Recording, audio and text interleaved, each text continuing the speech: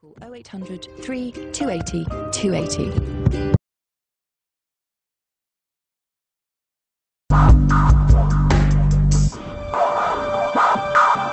The Houses of Parliament, known also as the Palace of Westminster, has for centuries been the centre of our political system.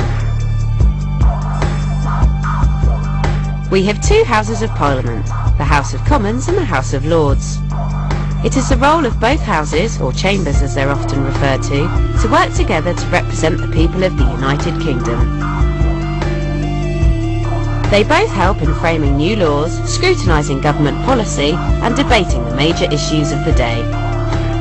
It's only our first exchange and already the Prime Minister is asking me the questions. This approach is stuck in the past and I want to talk about the future. The House of Lords is made up of a mixture of representatives, some chosen by the Queen on the advice of the Prime Minister and others who have inherited their seat.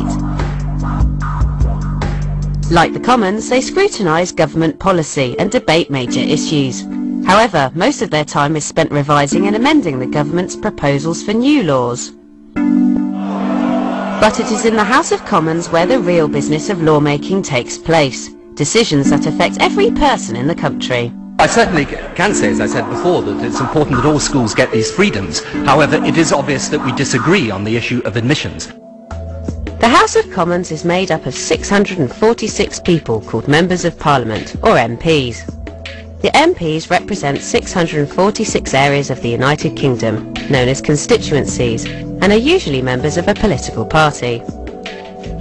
There are three main political parties. Firstly, there is Labour, who currently has the most Members of Parliament.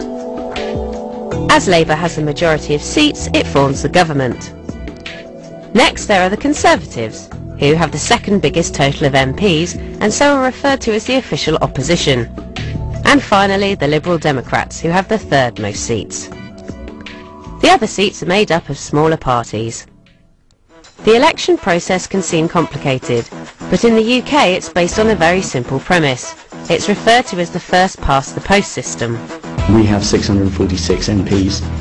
And effectively at a general election we have 646 separate elections in each constituency, and the votes in each constituency are tallied up and whoever gets the most votes in that constituency wins a seat. Candidates tend to represent parties, and then when all the 646 MPs are brought together, the party with the most successful candidates will form the government. As there are 646 constituencies, so the party that makes it first past the post of 324 seats becomes the government. Looking at the 2005 general election under the first past the post system, Labour won 355 seats, the Conservatives won 198 seats, and the Liberal Democrats won 62 seats. First past the post is a clear and simple way to hold an election, as each voter only has to place one cross on the ballot paper. As a result, one MP is elected and people of that constituency know who to speak to if they have an issue they want resolving, regardless of which party they represent. So, according to the first past the post system, the political party that wins the most seats gets to run the country. But how do MPs win a constituency in order to gain a seat in Parliament? Usually, Members of Parliament are elected once every 4 or 5 years when the government of the day calls a general election. This is when the whole country gets the chance to vote for the person or party they want to represent them in Parliament.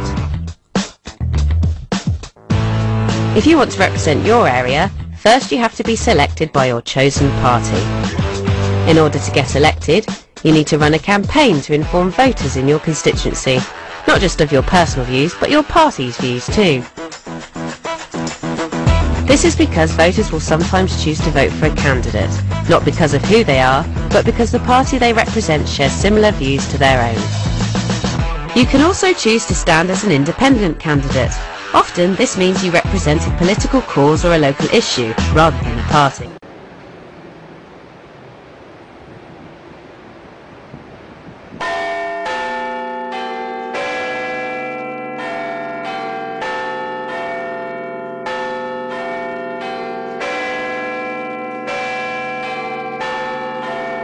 This is an old English pre-decimal 1 penny piece that we use to adjust the time. We have a little stack of coins on the pendulum shelf, and by placing 1 whole penny on the pendulum, it speeds up the timekeeping by 2/5 of a second in 24 hours. This is how we can get it so accurate. So if I place one on, 24 hours time will be 2/5 of a second faster. Take one off, 2/5 of a second slower.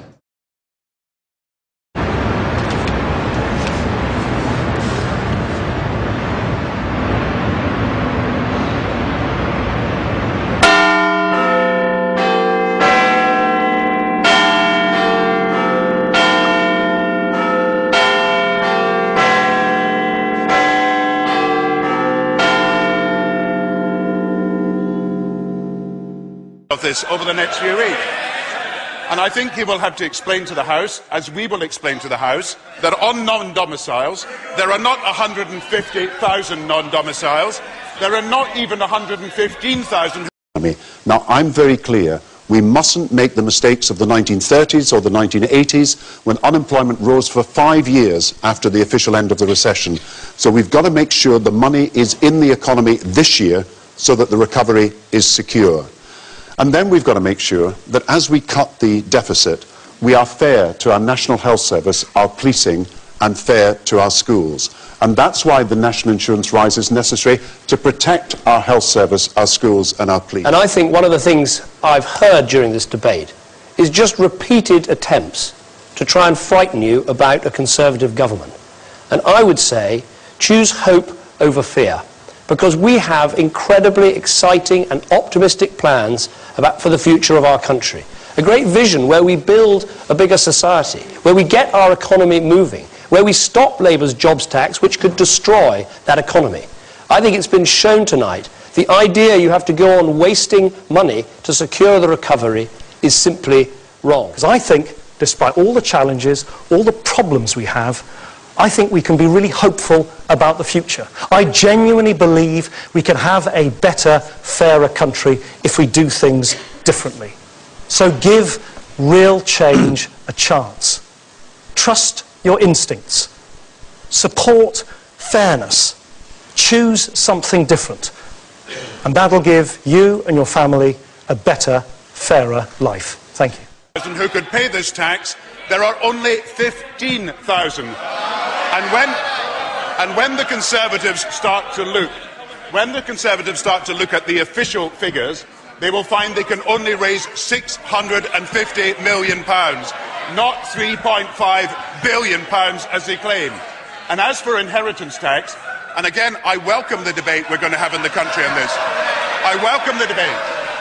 As for inheritance tax, we can exempt estates below £700,000 by 2010 and put money into health.